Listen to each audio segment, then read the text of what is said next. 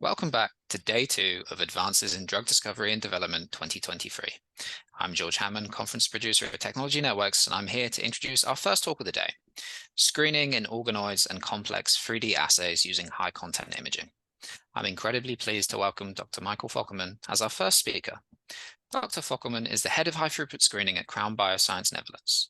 He completed his degree in tumor cell biology at Leiden University, in which he applied lab automation and high-content imaging for multiple screening projects. His research focused on drug discovery in a broad range of therapeutic areas and assay modalities, applying different detection technologies for HTS and profiling projects in both small molecule and large molecule domain. A very warm welcome to you, Dr. Fokkelman. Following the presentation, we will have a Q&A session, and we welcome any questions you may have. Please ask questions using the Q&A system to the right-hand side of the video player. And now, without further ado, I would like to hand over to Dr. Fokkelman to begin his presentation. Well, thank you very much for the kind introduction, and of course, I'm very happy to join this symposium. We'll quickly get into our platform. So today, I would like to talk about our in vitro platform that we've developed, which is basically built around three technologies that have really emerged in the past decade. So one of those is 3D cell culture.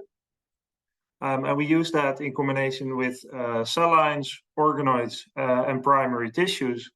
The second technology that really matured is imaging. So we use high throughput and high content imaging to study those tissue models or cell models. And then finally, we've established this whole platform using lab automation, so that we're also able to build a consistent repertoire of assays and protocols to keep on producing high quality data and to get really consistent results for these studies.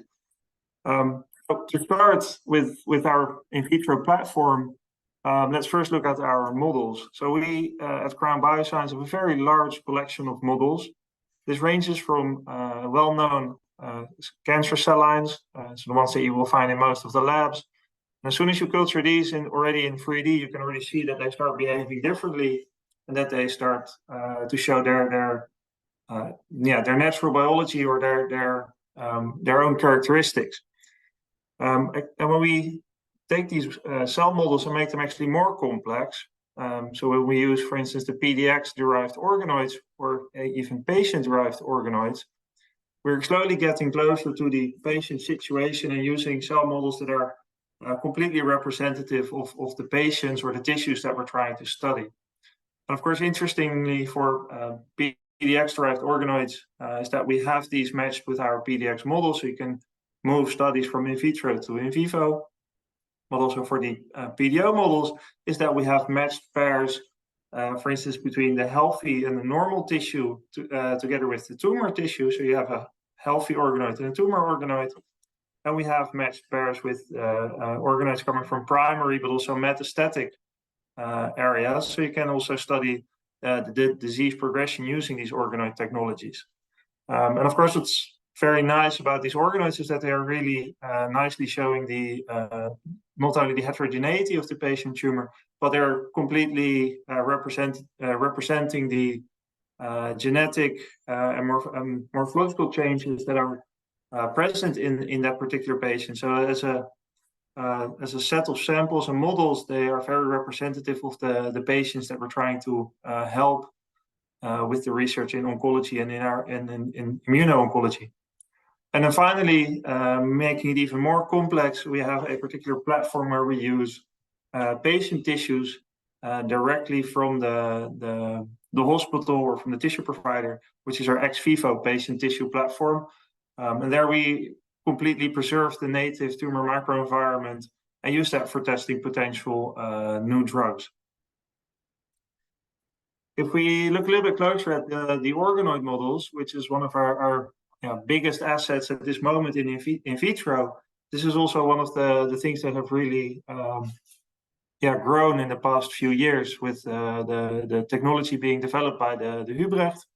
When we've been in parallel with them, have been working to expand the biobank of these patient-derived organoids And this has been growing ever since, and it's currently out more than 500 models. But they represent all the different types of tissues that we or cancer types that we can find in the patients. And the nice thing with these organoids is that they really reflect and maintain the genomic and mutational profiles of the patient, and that we can keep on expanding these without the models changing their behavior and their genomic backgrounds as well. So they nicely reflect the patient population that we're trying to study, that we're trying to address in the drug search for cancer. Of course, with so many models, we also need to make sure that the data that we have for them is easily accessible and also searchable. So we have databases online, they're on our website, and they allow you to browse all the models that we have in our collection, and allows you to review data from the microscopes that we have in our labs, but also the responses to standard of care drugs and other growth characteristics. And we even have expression data and mutational data available as well. So it allows you to search the organoid models, but also the cell lines that we have, and make a selection in case you're looking to do a study with us, that you pick the model that's most suited for your research question, or even a panel of models, which can even be more representative in that case. So with these models, we then have that second pillar that we talked about in our in vitro platform. That's a high content imaging. It's one of our favorite things to do, and it's very simple, or it has a very simple reason. It's because it just provides so much information. When we use high content imaging, we always capture really nice images. We can directly see what cells and organoids are doing, how they're growing, how they're developing, but also how they respond to particular treatments and therapies.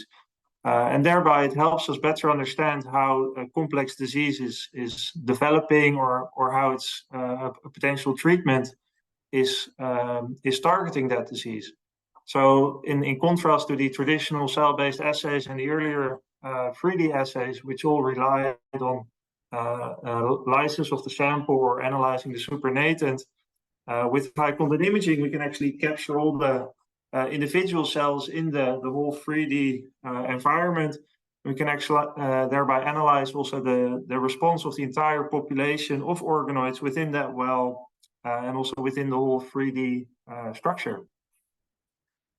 And as an example here, we have some pictures that showed where we looked at the internalization of cetuximab versus an EGFR targeting antibody. We can see that indeed the cetuximab is nicely retained on the outside of the organoids, whereas the test antibody is showing internalization.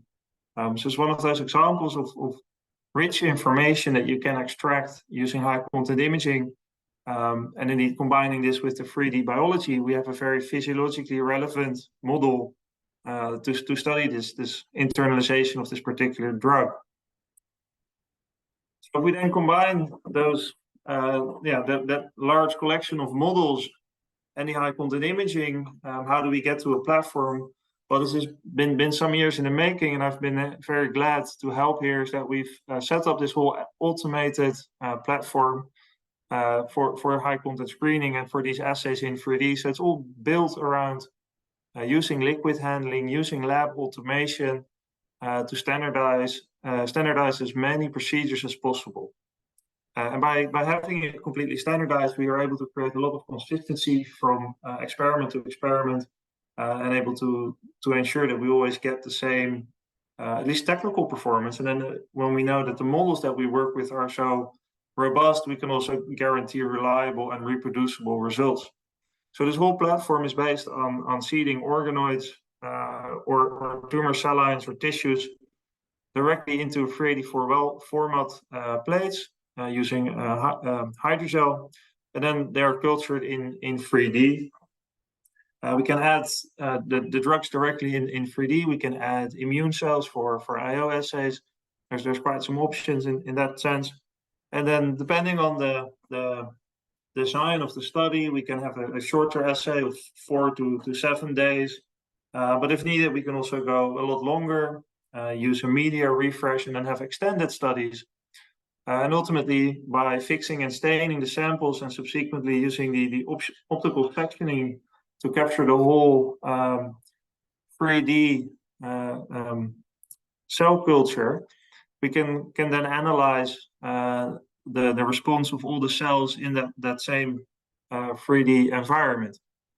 So we have a customized pipeline with our own proprietary software that allows us to then analyze all of the cells and all of the organoids that are captured in that whole 3D environment, and then calculate more than 300 of phenotypic and morphological readouts and features to start studying their response to the treatment. And with the data, we're then able to build profiles. It could be phenotypic, could be more simple, representative of viability, but allows us to build those profiles and use that to classify or understand how drugs are working. So we can draw the standard concentration response curve, calculate an IC50, or we can also look at very specific features that tell us how particular drugs are working or targeting, like the example with the cetuximab and the internalization of that antibody. But also with for instance, organoids, if we have like cystic models, we can also look at the epithelium formation and how big the cyst size is, or the wall of that cyst is. So there's a few, there's quite a few things that we can analyze using high content and using the rich data from high content. And by having this whole platform built on a set of liquid handlers, we can actually run this quite consistently, not only in the lab here in Leiden, but also in our lab in Utrecht. And it's almost agnostic to the liquid handler itself. It gives us a lot of flexibility to run these assays, and gives our scientists also the opportunity to design the best possible experiment and then run it with the same set of equipment and protocols that they're used to. As an example, to build up this platform, here we have some data of colorectal organoids that were grown in 3D and subsequently treated with 5FU. But we've done this on 2 different liquid handlers that we have here in Leiden, but also with equipment in Utrecht. And we can see that we are getting rather high assay windows in all of these cases. Each assay gives us a very good set factor, so showing that we have a good screening window. And our CVs are low for the DimeZone negative control, so it's showing that we have consistent seeding and low variation in our treatment conditions.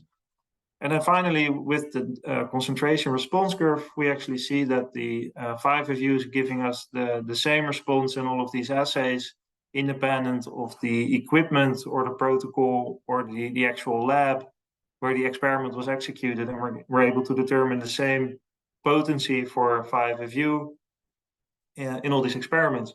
So it gives us quite some confidence that the platform itself is working stably, and that we can run this in different labs and across different equipment. Of course, then when we think about oncology, we're trying to find new drugs, new therapies.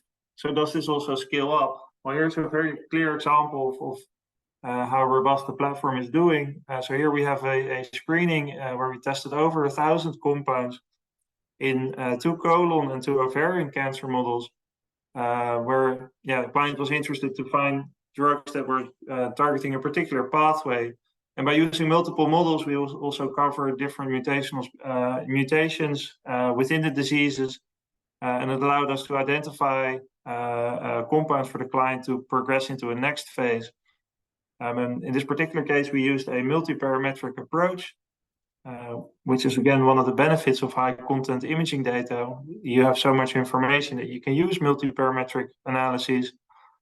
We used that to identify compounds that were not per se cytotoxic, which we classified as killing compounds here, but we were looking at compounds that still inhibited the growth and the development of these organoid models without inducing direct cytotoxicity, so that they were slightly more specific to the growth and that inhibition other than cytotoxicity. And just to show some of the data that shows the performance of the screen, and this is only the data for the colorectal organoids, is that we screened over 40 plates in these two models, and then in between all these plates we get rather stable and high set factor. Again, we have low CV, so low variation, and then when we look at the treatment data, we actually also get very consistent replicate performance. And while this may look like a quite standard type of visualization for high throughput screens and those kind of assays, it's also important to realize here that we've done this now with organoids. And in some cases, people still think that organoids are only a type of cell or type of model that is being used and grown in academic labs, that is very difficult or that it's not scalable. And that it's very difficult to get this to this type of level. But I think here we have very good data that shows that we're able to run this at a reasonable scale and that we actually get industry standards when we look at assay performance. And it basically showing that the organoids and organoid technology is ready to be used at screening levels. And yeah, using those industry standards for assay performance and drug discovery. Of course, after the screening, our client was interested to make sure that the compound was actually targeting, was actually functioning through their specific target. So we created a knockdown model in the same colorectal organoid models. So after knocking down the specific target, we repeated the exposure with one of their main molecules. And indeed, what we can see is that in the knockdown, there's no longer a response, whereas in the non-targeting control and the wild-type control still show the same inhibition of growth with the treatment. So basically a rescue experiment showing that the compound that they had developed was specifically targeting the target of interest. And when we knock down that target, it's no longer functioning. In another nice example, we went from a primary screen to a preclinical candidate. We actually screened a large library of bispecific antibodies. This was done in 3 different organoid models in parallel. And we selected the most active bispecific antibodies and subsequently rescreened these in a larger panel of 30 colorectal cancer organoids to find out which of these bispecifics was the most potent or the most effective. And actually, when we start looking at the concentration response data, we will see a nice example here of that matched pairs of both the tumor model of the organoid and a normal model of the organoid. We see that cetuximab is equally potent in both types of models. But when we look at the bispecific antibody, we can actually see that it's specifically inducing toxicity or decrease in the organoid size in the tumor organoid model compared to the normal organoid model. So it's having a sensitivity towards the tumor model, but it's not affecting the healthy matched pair organoid. So this particular lead candidate entered the clinical trials early or in May in 2018. And I think it's currently still in development. But then also last year, we also published this story in Nature Cancer. And it's, I think, a very nice summary of what the technology with organoids and high content can give if you combine this in a well-designed study. This was a brief introduction into our organoid work. But of course, if we talk about complex 3D assays, there's still some things that we need to explore today. So on the left-hand side, we have those organoids. If we culture them again in 3D, we can actually make these assays more complex by turning them into co-cultures, which is one of our assay formats for immuno-oncology. So we can, of course, select the type of immune cells that we want to add to the co-culture. So this could be just PBMCs, it could be very specific populations, such as T cells, or we can even make triple co-cultures or other combinations of cells. And then on top of that, we can then add the therapeutic agents, either to stimulate or to induce particular effects in those immune cells. And then ultimately, again, use the high content imaging to then classify how the immune cells and the organoids or the 3D grown cells are interacting, and whether the treatment is actually inducing specific toxicity or killing or other type of biology. So one of those examples is shown here. So when we label the immune cells with the cell tracker and we add them on top of this 3D hydrogel, that we can see that over time the tumor cells are slowly migrating towards the immune cells are slowly migrating towards the tumor cells.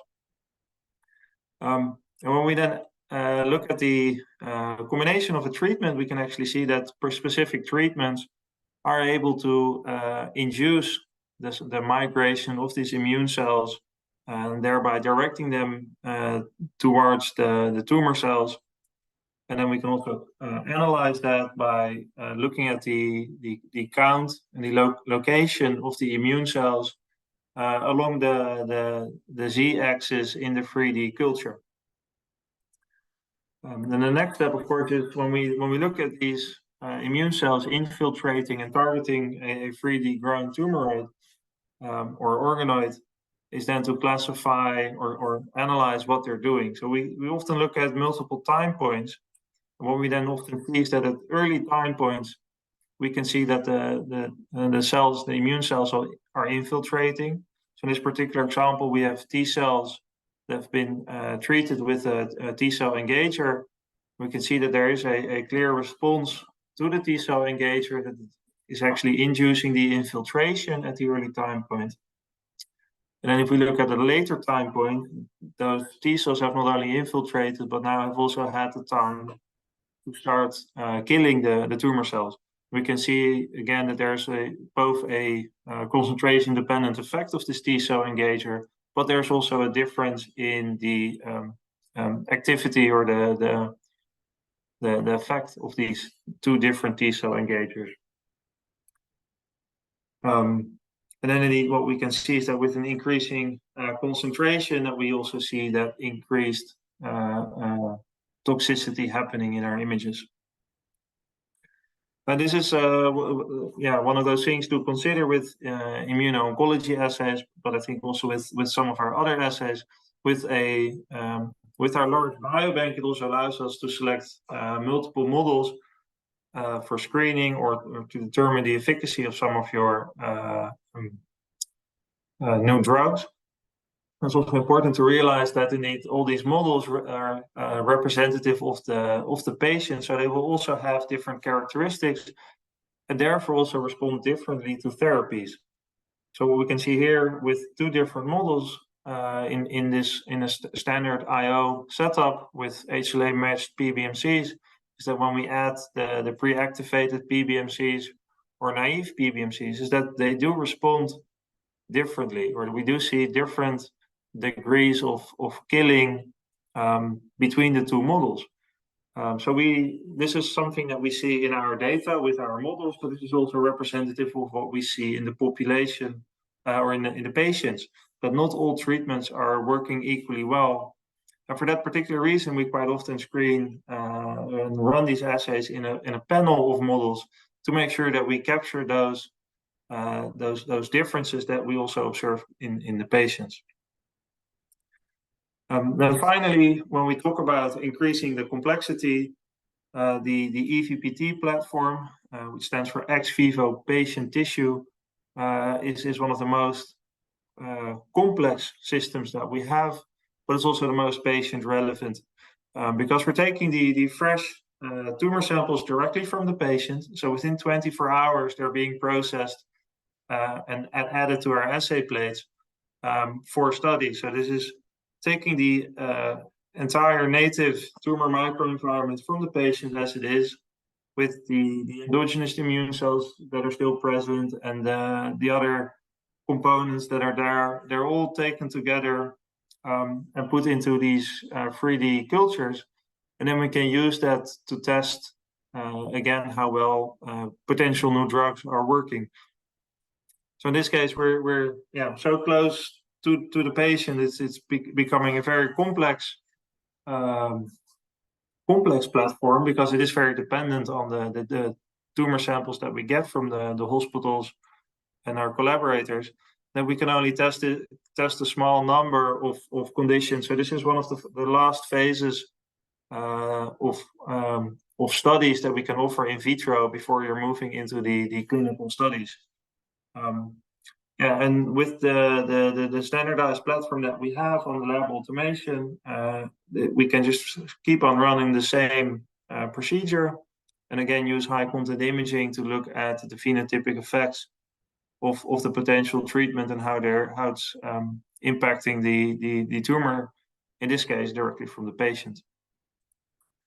And then there's as an additional benefit to this platform is that we have more capabilities that we can do with it. So when we have these patient tissues, we can not only use them for screening and for testing new therapies in our 3D platform, but we can also use the tissue for further characterization using FACS and next-gen sequencing.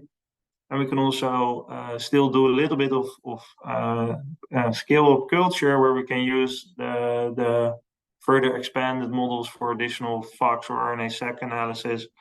So we are able to generate more data on the particular sample, which helps us better understand, again, the results from our 3D in vitro studies.